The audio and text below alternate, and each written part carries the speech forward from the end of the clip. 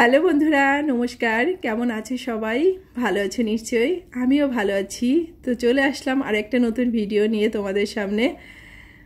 তো আমাদের যারা সংসার করি আমাদের এক সময় মনে হয় যে সংসার করে কাজগুলো করতে করতে আমাদের ভিতরে এক ধরনের একঘেয়েমি চলে আসছে। তো সেসব নিয়েই আজকে তোমাদের সাথে ভিডিওতে কিছু কথা বলবো। আশা করছি ভালো লাগবে তোমাদের। তো আমি তো সংসার জীবনটা যখন থেকে শুরু করেছি সেইভাবে কোনো কাজই করতে পারতাম না। মানে মা বাবার ছিলাম একটাই মাত্র মেয়ে। তো মা বাবা সেইভাবে আমাকে কখনোই কোনো কিছু করতে দিত না, আর পড়াশোনাটা করতাম। সে অবস্থায় তো বিয়েটা হয়ে গেল। তো হওয়ার পরে তো সেইভাবে সংসার সম্পর্কে খুব একটা ভালো বুঝি না। তো সেই তুলনায় বলতে পারো আমি একটু ভাগ্যবতী যে আমার হাজব্যান্ড খুবই সাপোর্ট করতো আমাকে। সংসারের অর্ধেকের বেশি কাজগুলোই ও আর কি করতো। যখন আমরা ঢাকায় আসার পরে বাসা নেওয়ার পরে তো ও আমাকে এইভাবেই অনেকটা হেল্প করতো। কোনো কাজই গুছিয়ে করতে পারতাম না, কোনটা কিভাবে করব কোনো কিছুই জানতাম না। তো এখন হচ্ছে সংসারটাও বড় হয়েছে আর অনেকগুলো বছর হয়ে গেছে। তারপরে আগের মতো হাজব্যান্ডও সময় পায় না সংসারের খুব বেশি কাজ করতে। তাতে কিন্তু আমার খুব বেশি একটা অবজেকশন নেই, কারণ ও আমাকে অনেক কিছু শিখিয়েছে। তারপরেও এখনও যতটা পারে আমাকে হেল্প করে। তোমরা হয়তো ভাবতে পারো যে দেখি না তো তোমার হাজব্যান্ডকে, কিন্তু আসলে কি ও আমাকে হেল্প করে, কিন্তু কখনোই ভিডিওর সামনে ও আসতে চায় না। তো সে কারণেই তোমরা আর কি ওকে দেখো না। তোমরা অনেকেই হয়তো ভাবতে পারো সংসারের কাজ এটা আবার ভিডিও করে দেখানোর কি আছে, এটা তো সবাই কম বেশি করতে পারে। সেটা কিন্তু আমিও জানি। এখন আমি তো যতটুকু শিখেছি সেটাই আর কি আমার ভিডিওর মাধ্যমে সবার সাথে শেয়ার করি। আসলে আমার ব্যাপারটা কি জানো, আমি যখন কারো কোনো কাজ করা দেখি তখন সেখান থেকে আমি ভীষণ উৎসাহ পাই এবং অনেক কিছু শিখতে পারি। তাই আমার মনে হয় যে আমি যেভাবে কাজগুলোকে করি, যদি কেউ আমার কাছ থেকে এতটুকু শেখে তাহলে সেটা আনন্দের বিষয়। কিন্তু কারণ কারোর কাছ থেকে কিছু শেখা এটা কিন্তু লজ্জার কোনো ব্যাপার না, কারণ আমিও অনেকের কাছ থেকে অনেক কিছু শিখেছি। শুধুমাত্র শেখাই না, কিন্তু আমরা কিন্তু অনেকের অনেক কিছু করা দেখলে নিজেরাও অনেক উৎসাহ পাই।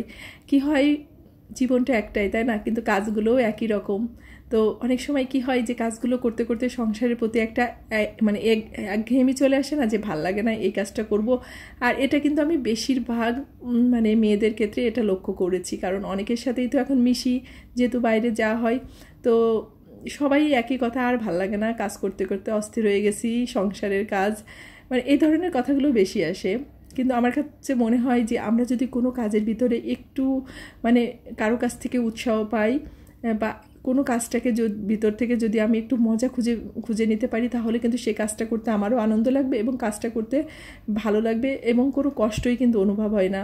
তো সে কারণেই বলতে পারো যে আজকের ভিডিওটা আমিও আগে কী করতো, যে কাজ করতে গেলে মনে হয় যে এই কাজটা হলো না, সেই কাজটা হলো না, কি করব কি না করব, এই ধরনের চিন্তাভাবনা মনের ভিতরে কাজ করতো।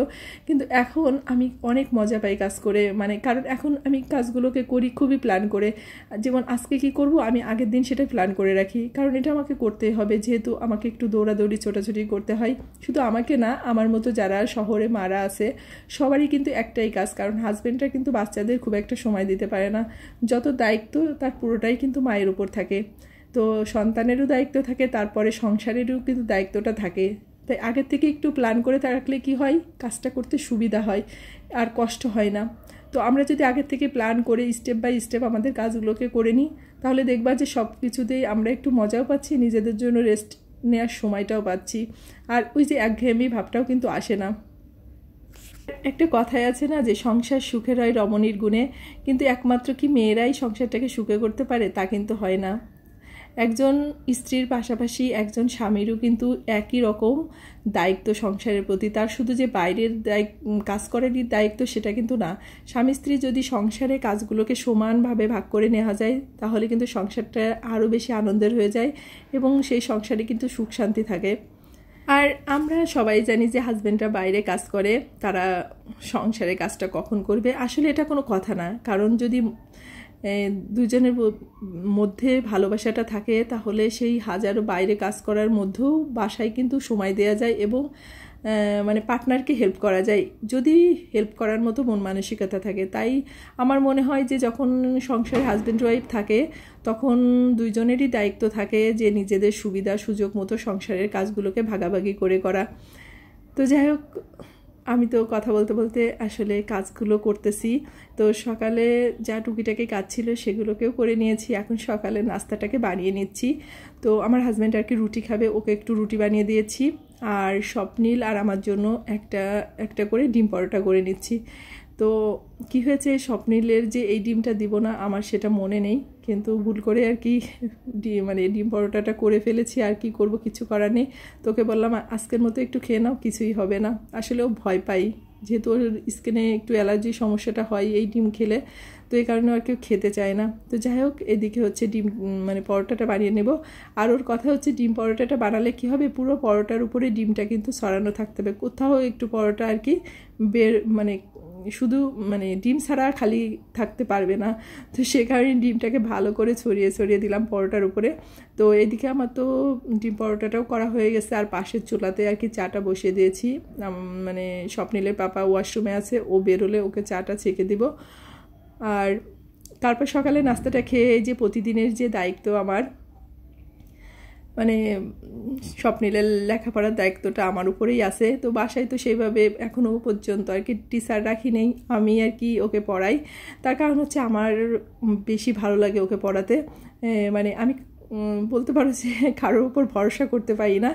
ওকে কোচিংয়ে দিয়েছি, টিচার ওনাকে পড়ান, স্কুলের টিচার, কিন্তু তারপরে বাসার যে পড়ানোটা সেটা আমি নিজের হাতেই রেখেছি। আমার হাজার ব্যস্ততা, হাজার কষ্ট হলেও আমি চেষ্টা করতেছি যে আমি নিজেই আর কি ওকে পড়ানোর।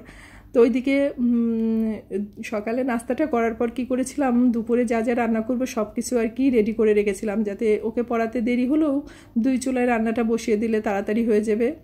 তো ওইদিকে ওকে মানে পড়ানোটা শেষ হয়ে গেছে, তারপর আমি দুপুরে আর কি রান্নাটা করতে আসছি। তার ভিতরে চালটাকেও ভিজিয়ে রেখেছিলাম। আর চালটাকে এই কারণে ভিজিয়ে রেখেছিলাম, মানে এটা আমাদের বাইরে থেকে পাঠিয়ে দিয়েছে চালগুলো, তো একটু মোটা চাল, এগুলো একটু ভিজিয়ে রাখলে তাড়াতাড়ি রান্না হয়ে যায়, এ কারণে চালটাকে আগে থেকে ভিজিয়ে রেখেছিলাম।